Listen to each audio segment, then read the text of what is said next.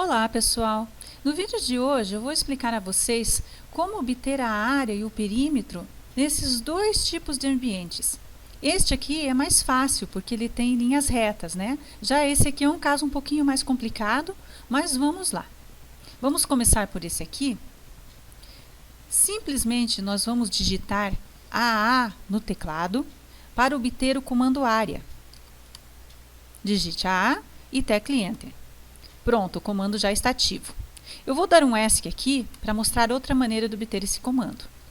Aqui na aba Home do AutoCAD, vocês vão aqui em Mastery. Clicam aqui e ele vai estar aqui, olha, área. Clica sobre aquele comando e ele já vai estar ativo. Então, nesta situação aqui, nós vamos simplesmente clicando nos cantos. Clica aqui, depois nesse canto aqui, aqui, aqui, aqui, aqui e aqui para fechar. Dá um Enter e nós já temos aqui, olha, a área 9.7160, perímetro 14.04. Eu já havia deixado essas medidas aqui anotadas para facilitar. Agora vamos para essa outra situação aqui. Aqui é um pouco mais complicado, porque se nós formos utilizar esse comando área, vamos digitar lá AA, Enter. É complicado para pegar os pontos aqui, olha. Mesmo que nós formos clicando assim aos poucos, olha, fica complicado.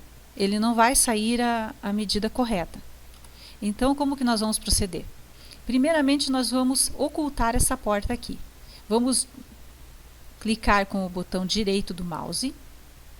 Aqui em isolar, vamos em Hide Objects. Clicamos sobre a porta e Enter no teclado. Pronto, a porta foi escondida. Vamos agora pegar uma line aqui e vamos criar uma linha auxiliar aqui que nós vamos deletar depois. E para facilitar aqui, nós vamos utilizar o comando Boundary para criar uma polyline sobre essas linhas aqui.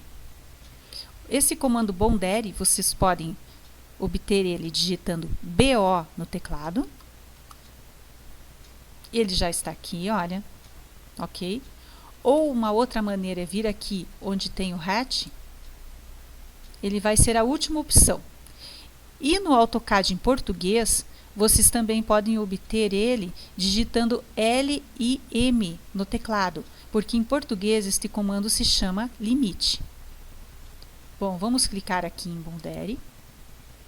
Aqui na janela que abriu já está a polyline, nós vamos clicar em OK. E agora nós vamos dar um clique aqui dentro desse espaço. E vamos clicar com o botão direito do mouse para finalizar o comando. Pronto, comando finalizado. Podem ver, já temos uma polyline aqui. Agora, simplesmente nós vamos digitar novamente AA para chamar o comando área. Enter.